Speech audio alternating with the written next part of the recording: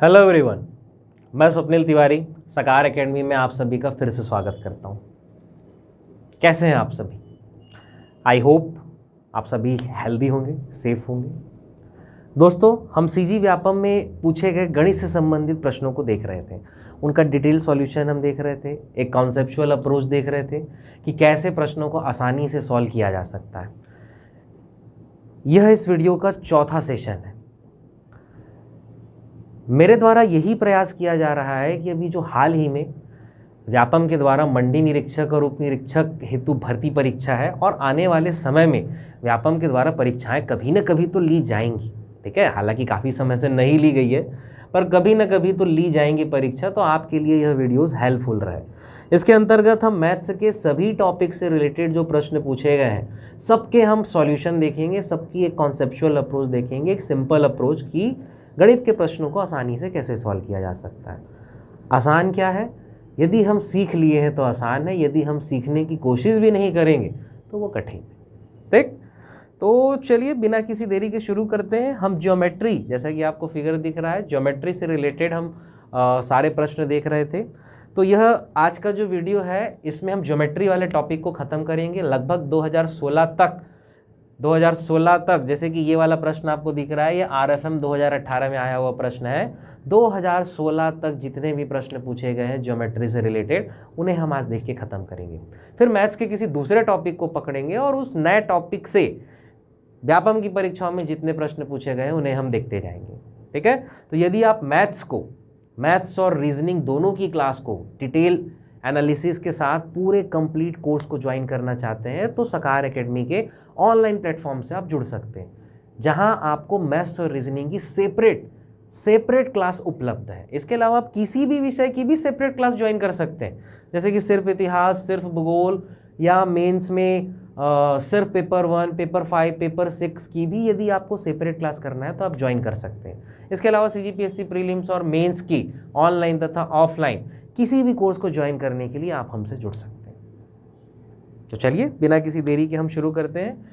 जैसा कि आपको दिख रहा है कि RFM 2018 का ये प्रश्न रहा है। एक त्रिभुज दे दिया है ABC और यहाँ पे एक बिंदु है D। ये वाला एंगल 114 डिग्री है, ये वाला एंगल 130 डिग्री है, ये वाला एंगल 133 डिग्री है, ये वाला एंगल 33 डिग्री है। ये x आपको निकालना है। ये प्रश्न आपसे पूछ रहा है। हम सभी जान चुके हैं अभी तक इतने वीडियो में कि त्रिभुज के तीनों आंतरिक कोणों का योग क्या होता है भाई? 180 डिग्री होता है। तो सबसे पहले हम बड़े वाले त्रिभुज में लेंगे। कौन से? त्रिभुज ABC में।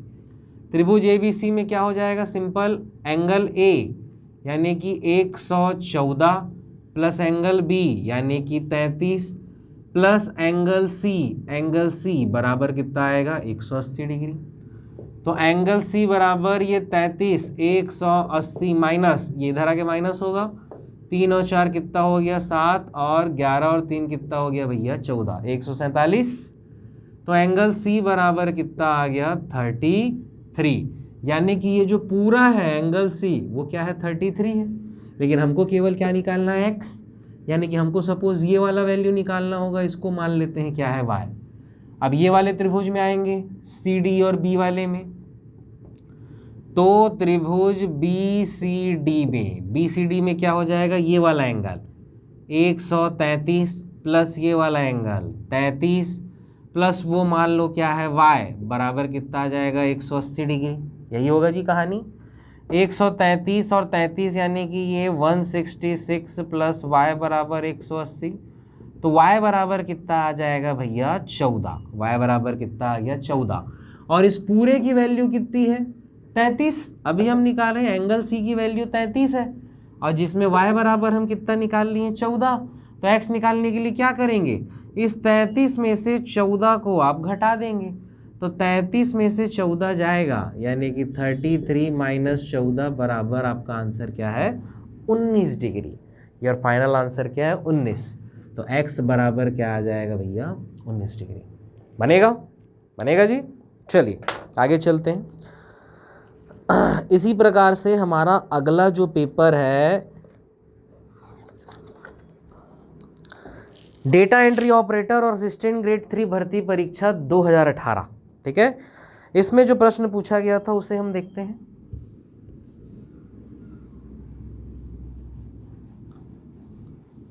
DEAG 2018, ठीक है, DEAG 2018।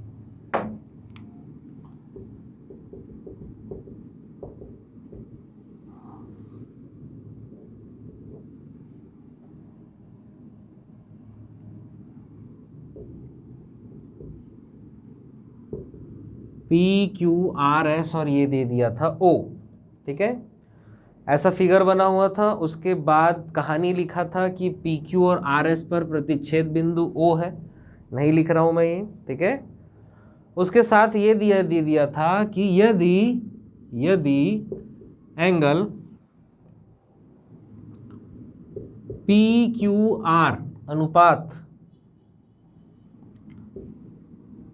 ROQ is equal to 5:7, 5:7 है, तब एंगल POS क्या होगा, ये आपका प्रश्न है, ठीक है। यानी कि क्या दिया है प्रश्न में, एंगल PQR। देखते हैं कौन सा भाई PQR नहीं जी, POR है, सॉरी POR है, एंगल POR और ROQ। एंगल POR यानी कि ये वाला एंगल, ठीक है, और एंगल ROQ यानी कि ये वाला एंगल, इन दोनों में कितने का अनुपात है, 5:7 अनुपात है। इन दोनों में कितने का अनुपात है, 5:7 का अनुपात है। तो कौन सा एंगल पूछ रहा है, POS। तो आपसे पूछ रहा है POS, ये वाला एंगल आपसे पूछ रहा है। तो यदि हमने ये वाला एंगल निकाल लिया तो ये इसका शीर्षाभिमुख कोण है, याद आ रही है, 1-2 वीडियो पहले की क्लास में हमने देखा था, ये इसका शीर्षाभिमुख कोण है, ये दोनों बराबर होगा, यानी हमें ये वाला एंगल निकालना है। और ये वाला एंगल निकालना बहुत आसान है, ये एक सीधी रेखा वाला कोण है। अगर इनका अनुपात 5:7 है तो हम सिंपल इनको क्या मान सकते हैं, 5x और 7x, और इन दोनों का योग कितना होना चाहिए, 180। ये वाला एंगल 5x मान लिए, ये वाला एंगल 7x मान लिए, तो 7×5 कितना हो जाएगा, 12x बराबर 180। 12 से काटोगे तो 12 एकम 12×5 60, तो x बराबर कितना आ गया, 15। 15 की वैल्यू यहाँ 7x में रख दोगे तो 7 × 15 बराबर 15×7 कितना, 105 आ गया। 15×7 105, यानी ये वाला एंगल कितना है भैया, 105। इसीलिए ये वाला एंगल भी कितना होगा, 105, अर्थात POS बराबर कितना, 105 डिग्री। क्लियर है, बहुत ही आसान था। ये वाला एंगल निकालना है जो इसका शीर्षाभिमुख होगा, यानी हमको ये निकालना है। ये दोनों कोणों का योग 180 होगा, क्योंकि एक ही रेखा पर बने गए कोण हैं, और इनका अनुपात दे दिया है 5:7। तो मान लिए 5x 7x बराबर 180, x बराबर 15, तो 7x बराबर यानी 7 × 15 बराबर 105, इसीलिए ये भी 105 बनेगा। चलिए, इसी परीक्षा में एक और प्रश्न पूछा गया था, उसे देखते हैं।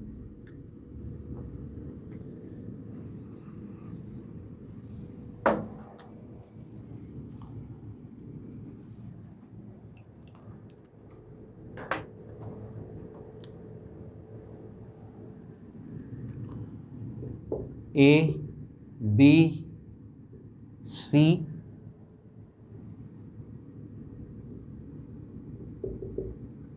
ED कुछ इस प्रकार से फिगर है।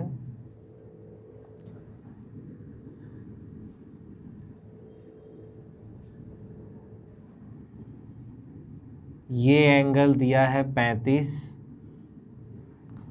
और D और C बिंदु जुड़ा है, और ये एंगल दिया है आपको 53, ठीक है, 53।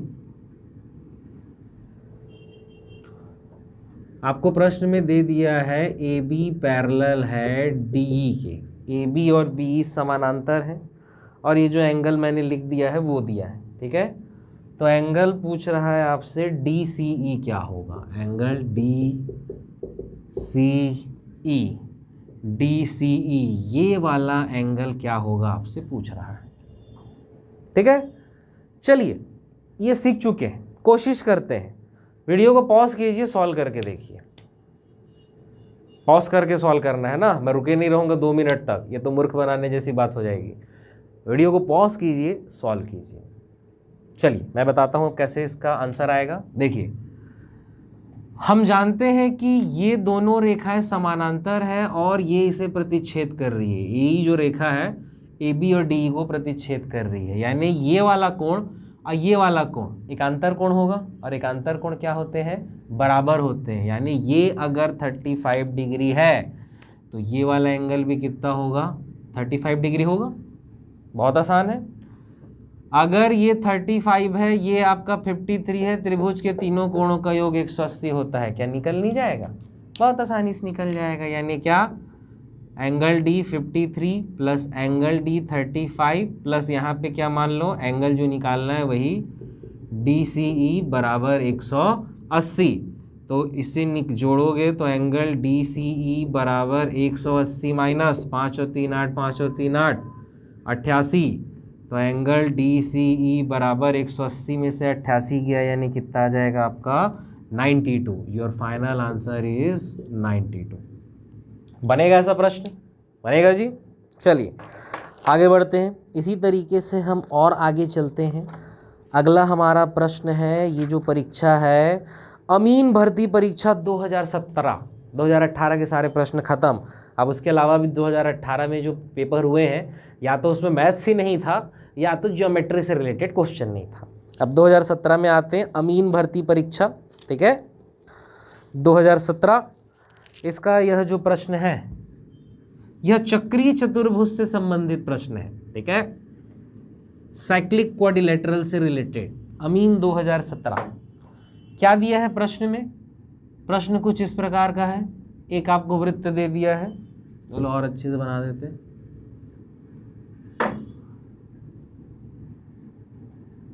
एक आपको वृत्त दे दिया है और साथ में ए ओ उसका केंद्र है और बी व्यास है, ए बी व्यास है। व्यास क्या होता है, जो वृत्त को दो भागों में, दो बराबर भागों में बांटता है, भूमध्य रेखा टाइप का आइटम है, ठीक है, व्यास है ये, ठीक। और उसी तरीके से बिंदु दे दिए हैं यहाँ पर सी, यहाँ पर डी। तो ये ए और डी मिला है, डी और सी मिला है, और बी और सी मिला है। ABCD एक चक्रीय चतुर्भुज है, ठीक है,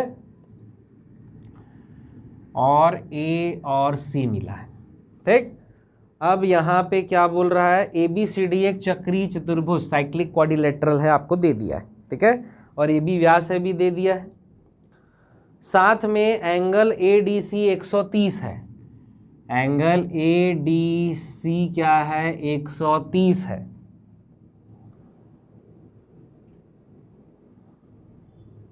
तो एंगल BAC क्या होगा, एंगल BAC क्या होगा, ये वाला एंगल आपसे पूछ रहा है, एंगल BAC की माप क्या है। क्लियर हुआ प्रश्न। इस प्रश्न में आपसे क्या पूछ रहा है, एंगल BAC क्या होगा, ठीक है। चक्रीय चतुर्भुज की कुछ प्रॉपर्टी ध्यान रखेंगे। सबसे पहले क्या ध्यान रखेंगे कि किसी भी चक्रीय चतुर्भुज में अगर एक भुजा व्यास है, या चक्रीय चतुर्भुज को छोड़िए, किसी भी वृत्त में जो व्यास है, डायमीटर है, व्यास के द्वारा वृत्त पर बनाया गया कोण हमेशा 90 डिग्री का होता है। लिख लेंगे ये प्रमेय, किसी भी व्यास या डायमीटर के द्वारा वृत्त पर या वृत्त की परिधि पर बनाया गया जो कोण है वो 90 डिग्री, 90 डिग्री का होता है। याद रहेगा। यानी अगर हम इस त्रिभुज की बात करें तो एक एंगल तो आ गया है भाई 90 डिग्री। कुछ डाउट इसमें? क्लियर है? ये प्रमेय याद रहेगा। किसी भी व्यास के द्वारा वृत्त पर बनाया गया कोण कितने डिग्री का होगा? 90 डिग्री का होगा। ठीक है। अगर कोई चक्रीय चतुर्भुज है, साइक्लिक क्वाड्रिलेटरल है, तो उसके आमने सामने के कोण, सम्मुख कोणों का योग जो है 180 डिग्री का होता है। यानी ये कोण और ये कोण जोड़ेंगे तो 180 डिग्री, ये कोण और ये कोण जोड़ेंगे तो कितना आना चाहिए? 180 डिग्री। क्लियर हुआ? किसी भी चक्रीय चतुर्भुज साइक्लिक क्वाड्रिलेटरल के सम्मुख कोण, आमने सामने के कोणों का योग कितना होता है? 180। तो अगर ऐसी बात है तो ये 130 है तो इसको मजबूरन कितना होना पड़ेगा भैया? 50। अब ये त्रिभुज अगर हम ABC की बात करें, त्रिभुज ABC में 50 मिल गया एक कोण, दूसरा 90 मिल गया, प्लस ये वाला कोण यानी कि कौन सा BAC वाला बराबर कितना आना चाहिए 180। तो 50 और 90 कितना होता है 140। 140 180 में घटेगा तो एंगल BAC बराबर कितना 40 डिग्री, यानी आपका आंसर कितना आ जाएगा 40 डिग्री। बनेगा। दो थ्योरम यहाँ पे हम देखें ना, थ्योरम ही मेन है, थ्योरम ही याद रखना है। दो थ्योरम देखें क्या, कि किसी भी व्यास के द्वारा वृत्त पर बनाया गया कोण क्या होता है 90 डिग्री का होता है, फिक्स है। और यदि चक्रीय चतुर्भुज है, चक्रीय चतुर्भुज कहने का मतलब कि जो चतुर्भुज के चारों बिंदु हैं वो वृत्त पर होंगे, उसे ही चक्रीय चतुर्भुज कहते हैं। तो अगर चक्रीय चतुर्भुज या साइक्लिक क्वाड्रिलेटरल है तो उसके सम्मुख कोण आमने सामने के कोणों का योग 180 होता है। देखिए जितने प्रश्न हम देख रहे हैं मैं कोशिश करूंगा उससे रिलेटेड जितने थ्योरम है, प्रमेय है, मैं आपको सब बता दूं, लेकिन याद रखिए ये सारे थ्योरम और प्रमेय सफिशिएंट नहीं है। इसके अलावा भी और भी प्रमेय हैं और भी थ्योरम है जिससे ज्योमेट्री के प्रश्न बनते हैं। यदि आप वह और भी थ्योरम और प्रमेय सीखना चाहते हैं और इस टॉपिक को स्ट्रॉन्ग करना चाहते हैं तो आप मेरी मैथ्स रीजनिंग की सेपरेट क्लास को भी ज्वाइन कर सकते हैं, ठीक है, जो कि ऑनलाइन प्रारूप में उपलब्ध है सकार एकेडमी के एंड्रॉयड एप्लीकेशन पर। चलिए आगे चलते हैं। इसके बाद जो हमारा अगला प्रश्न दिखता है वो है हमारा पेपर पटवारी भर्ती परीक्षा 2017। पटवारी भर्ती परीक्षा 2017 का प्रश्न है। क्या प्रश्न है भाई, इसे मैं मिटा देता हूं। अब इसमें समानांतर चतुर्भुज दे दिया है, पैरेललोग्राम दे दिया है। पैरेललोग्राम कुछ इस प्रकार का दिखता है, इसे ही हम समानांतर चतुर्भुज कहते हैं। पैरेललोग्राम लगभग ऐसा रहता है, ठीक है। पैरेललोग्राम आमने सामने की भुजा क्या होती है, बराबर और समानांतर होती है, और चारों कोण 90 डिग्री के नहीं होते, ठीक है। आमने सामने की भुजा बराबर और समानांतर आयत की भी होती है, रेक्टेंगल की भी होती है, लेकिन उसके चारों कोण 90 डिग्री के होते हैं इसके नहीं होते। इसमें क्या किया है, एक एंगल आपको दे दिया है, ये आपको दे दिया है ABCD, एंगल B बराबर 60 डिग्री दे दिया है।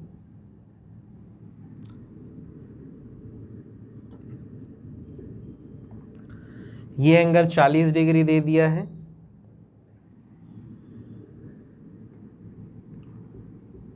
और एंगल BAC आपसे पूछ रहा है। एंगल BAC यानी कि ये वाला एंगल आपसे पूछ रहा है। क्लियर हुआ, ठीक है।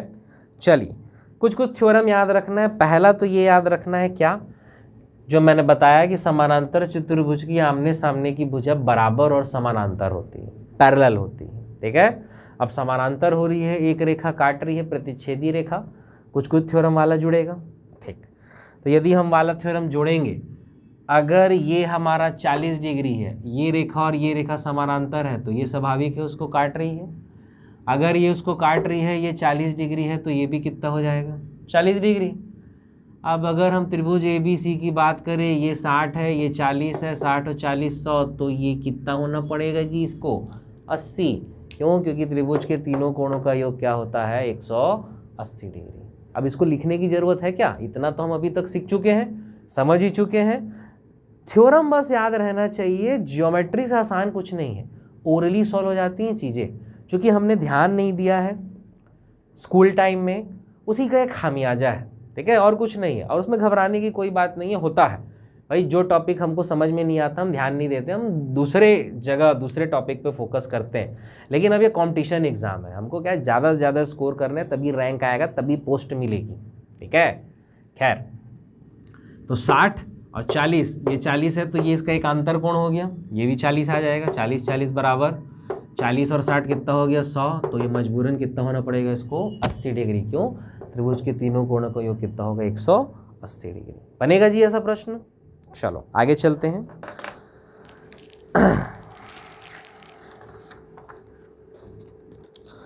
इसके बाद हमारा व्यापम से रिलेटेड प्रश्न में अगला प्रश्न जो है, ये आखिरी प्रश्न है, ये छात्रावास अधीक्षक भर्ती परीक्षा 2016 का प्रश्न है। यह आखिरी प्रश्न है। इसके पहले के जितने क्वेश्चन पेपर मेरे पास अवेलेबल हो सके हैं उसमें आपका ज्योमेट्री से रिलेटेड नहीं था। और भी पहले के होंगे, यदि आपको मिलते हैं तो आप बिल्कुल मुझसे डाउट पूछ सकते हैं, यदि आपसे नहीं बनता है तो। ठीक है, अब ये प्रश्न हम देख चुके हैं। ठीक है, ये प्रश्न क्या है?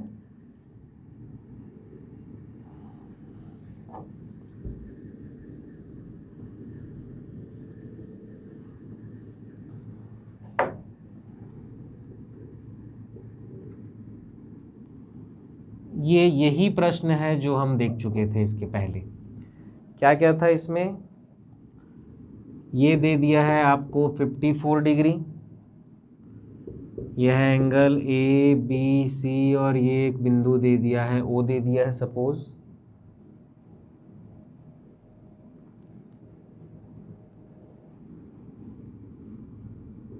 ये दे दिया है 38 और ये दे दिया है 43, 54, 43 और 38। और इस प्रश्न में सेम आपसे ये पूछ रहा है क्या होगा, एक्स दे दिया और पूछ रहा है। याद है पहले भी हम इस प्रश्न को देख चुके हैं इस प्रकार की आकृति में कि तीनों अंतःकोणों का योग बाह्य कोण के बराबर होता है। हम देख चुके हैं तीनों अंतःकोणों का योग क्या है भैया, बाह्य कोण के बराबर होता है। यानी सिंपल आपको जोड़ देना है 54, 43, 38, 8 4 12 3 15 की 5 हासिल गई 1, 1 4 5 5 10 और 3 कितना 13। आपका आंसर कितना आ जाएगा 135। क्रॉस चेक कर लो या डाउट नहीं रहना चाहिए। 4 4 8 8 4 12 12 3 15 की 5 हासिल गई 1, 5 और 1 6 4 10 3 13। तो एक्स की वैल्यू कितनी आ जाएगी 135 डिग्री बनेगा। तो ये ज्यामिति से रिलेटेड, ज्योमेट्री से रिलेटेड लास्ट क्वेश्चन था आपका, जो प्रश्न पेपर मेरे पास अवेलेबल है। ठीक है, उनसे उसके अंतर्गत केवल इतना ही था। अब इसके बाद मैं आपको क्षेत्रफल से रिलेटेड प्रश्न बताऊंगा। व्यापम में क्षेत्रफल यानी कि मेंसुरेशन अर्थात क्षेत्रमिति, ज्यामिति और क्षेत्रमिति में फर्क है। अभी समझ में आ गया? वो सब जितने भी क्षेत्रफल, आयत का क्षेत्रफल, वर्ग का क्षेत्रफल, आयतन, गोले का आयतन, घन का आयतन, घनाभ का आयतन, वो कहलाता है क्षेत्रमिति या मेंसुरेशन। ठीक है, तो क्षेत्रमिति और मेंसुरेशन से रिलेटेड जो हमारे प्रश्न हैं वो हम अगले वीडियोस में हम देखेंगे। ये था हमारा ज्योमेट्री और इसे ही हिंदी में कहते हैं ज्यामिति। दोनों टॉपिक बिल्कुल अलग है ना, रिलेट नहीं करना। ठीक है, तो चलिए अभी मैं इस ज्योमेट्री के टॉपिक को ख़त्म करता हूँ। आशा करता हूँ कि आपको सारी चीज़ें समझ में आई होंगी, बहुत कुछ आपको सीखने को मिला होगा, ये वीडियो आपके लिए हेल्पफुल रहा होगा। और फिर से मैं आपसे कह रहा हूँ कि यदि आप हमारे वीडियोस को लाइव सेशन भी यदि इन वीडियोस के चाहते हैं तो आप बिल्कुल कमेंट बॉक्स में हमें बताएं। हम बिल्कुल प्रयास करेंगे लाइव वीडियो की भी सुविधा आपको उपलब्ध करा सकें। इसके अलावा मैथ्स के कंप्लीट पैकेज को भी खरीद सकते हैं सकार एकेडमी के एंड्रॉयड एप्लीकेशन में। तब तक आप स्वस्थ रहें, सुरक्षित रहें। Thank you.